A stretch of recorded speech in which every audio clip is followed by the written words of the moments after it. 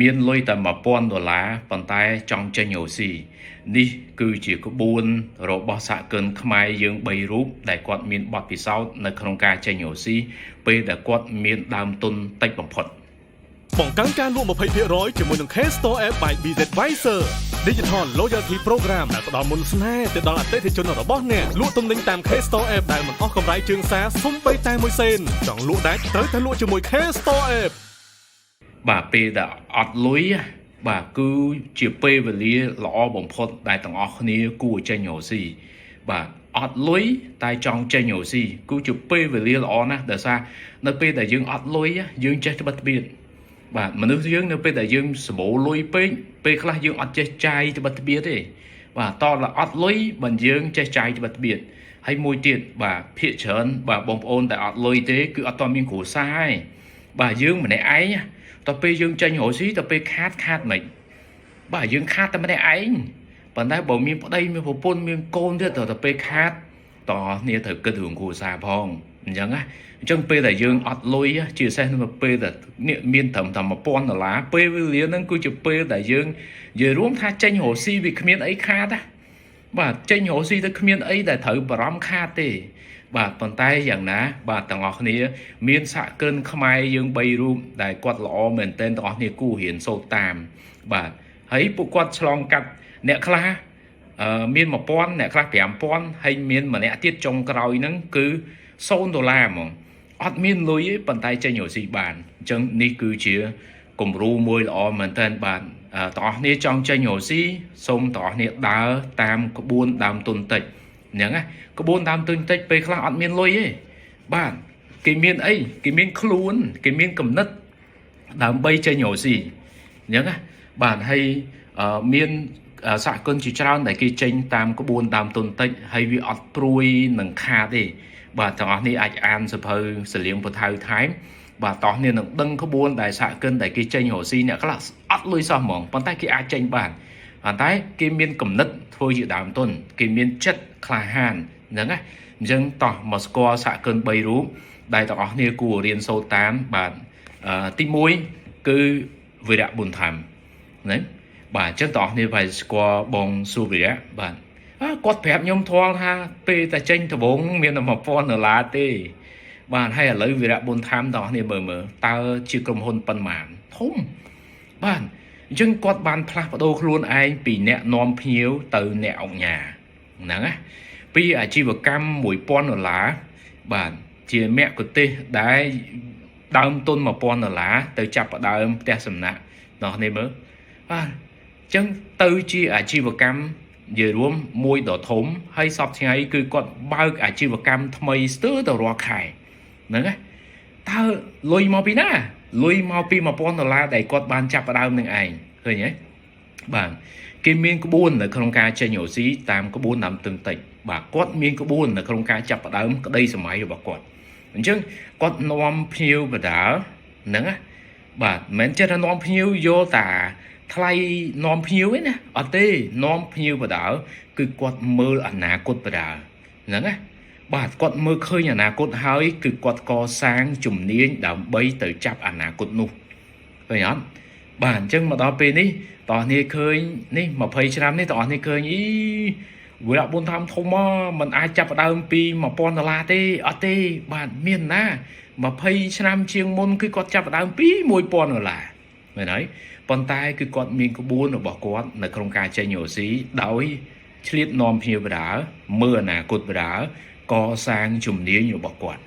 ហ្នឹងណាអញ្ចឹងអ្នកទី1នេះ$1000បាទសំមួយអ្វីដែលទាំងអស់គ្នាកំពុងមើលវីដេអូនេះមានលុយ$1000ចង់ចេញរកស៊ីធ្វើម៉េចធ្វើតាមវីរៈប៊ុនធម្មក្រុមហ៊ុនខ្មែរទី2គឺរោងចក្រជីហ៊ុយយុនបាទបងសុផាតហ្នឹងឥឡូវហ្នឹងអាជីវកម្មគាត់កាន់តែធំទៅក្រៅពី G មានទឹកដោះគោបាទក្រៅពីទឹកដោះគោមានផ្ទះសំណាញ់ឃើញគាត់ប្រកាសសាងសង់ផ្ទះសំណាញ់អីផ្សេងៗហ្នឹងណាប៉ុន្តែរោងចក្រជីមួយនេះសពថ្ងៃបាទរាប់រយតោនហ្នឹងណារាប់មួយខែរាប់រយតោនហ្នឹងណាឆ្នៃសម្រាមរាប់រយតោនហ្នឹងណាហើយធ្វើម៉េចទៅបាទចេញពី$5000នេះធ្វើម៉េច កាលពីមុនបាទប្រពន្ធគ្រួសារបងប្អូនអីនាំគ្នាមកជួយអស់ហើយហ្នឹងណាបាទគឺអញ្ចឹងហើយសូម្បីតែគាត់ហ្នឹងគឺចុះទៅលក់ផ្ទាល់អីហ្នឹងណាបាទគឺគាត់ចំណាយពេលនៅពេលដែលគេអត់សូវមានលុយទេគឺគេប្រើខ្លួនគេប្រើបងប្អូនគេប្រើអីហ្នឹងទាំងអស់យកមកធ្វើជាដើមទុនបាទហើយគ្នាយើងអ្នកខ្លះដើមទុន 10000 ហ្នឹងប៉ុន្តែមិនដឹងរកស៊ីមិនឃើញទេបាទហើយគាត់ 5000 គាត់បង្កើតរហូតដល់រោងចក្រសប្តាហ៍ថ្ងៃនេះគឺរាប់លានដុល្លាររោងចក្រគាត់ណាបាទជារោងចក្រជីធម្មជាតិដែលធំជាងគេបំផុតនៅស្រុកខ្មែរហ្នឹងបាទហើយរាប់លានដុល្លារតោះនេះមើលចេញពីដើមទុនប្រហែល 5000 ដុល្លារចុះគ្នាយើងវិញមានលុយរហូតដល់ 10000 ដុល្លារ 50000 ដុល្លារមិនក៏ចេញរកស៊ីមិនកើតហើយពេលដែលចេញរកស៊ីមិនក៏វាអត់ធំដូចហ៊ុយយន្តមិនក៏វាអត់ធំដូចវីរៈមុនថាមបាទតោះនេះនាំឆ្លើយទីមើលហេតុអីបានជាវាមិនធំគឺដោយសារទាំងអស់គ្នាអត់មានគំនិតដូចនៅក្នុងសភៅសំលៀងពូថៅនេះទេតោះនេះអត់នាំគ្នាសំលៀងចិត្តសំលៀងគំនិតសំលៀងបុគ្គលិកយើងអត់ចេះសំលៀងគំនិតខ្លួនឯងសំលៀងក្តីសម័យជាពិសេសសំលៀងអាគំនិតដើមទុនតិចនេះយើងវាអត់នាំគ្នាសំលៀងហើយពឹសតាទៅធ្វើការសន្សំលុយពីប្រាក់ខែហើយកើមិនយើងបាន 100,000 ដុល្លារទៅចេញរកស៊ីណាវាអត់ណា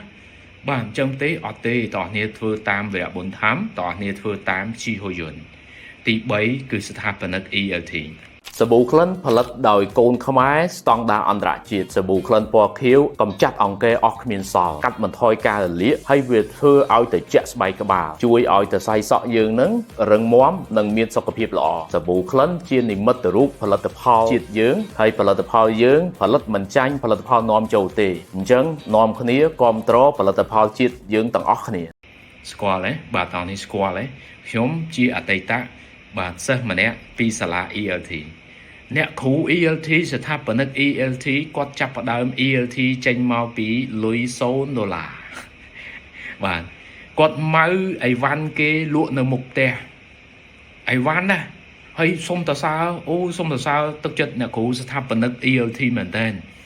បាទគាត់ចិត្តគាត់ក្លាហានណាកាលពីគាត់មុននឹងបើក ELT លុយ ELT មកពីណាមកពីម៉ៅអីវ៉ាន់គេមកលក់នៅមុខផ្ទះអីវ៉ាន់គេមកពីខេត្តគាត់ម៉ៅយកហ្មងម៉ៅហ្នឹងម៉ៅដែលអត់មានលុយបានន័យថាម៉ៅហ្នឹងម៉ៅយកមកលក់សិនបានលុយមិនឲ្យម្ចាស់ដើមគេវិញឃើញទេតោះនេះឃើញទេបាទគាត់អត់មានលុយទេ$0ប៉ុន្តែគាត់មានចិត្តក្លាហានដើម្បីចាប់ក្តីសម័យរបស់ខ្លួនឯងណាដើម្បីបង្កើតចំណូលនេះហើយគឺជាក្បួនដើមទុនតិច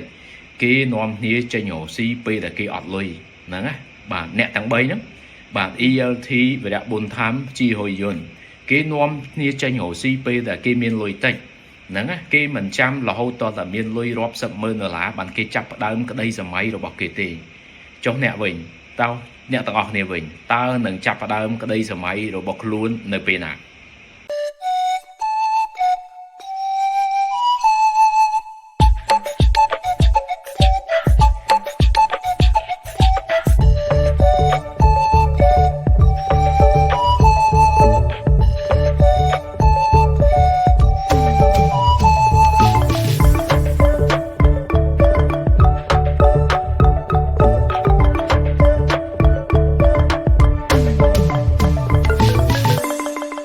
ការលក់ 20% ជាមួយ K-Store App by BZ Advisor ជាមួយនឹងមុខងារដែលមានភាពតាក់ទាញជាច្រើនប្រភេទផ្សេងៗគ្នាដូចជាការសមាជិក Digital ដោយមិនប្រើកាតឬហាយលេខទូរស័ព្ទតាមដានពិន្ទុសន្សំនិងបដូររង្វាន់នៅក្នុង App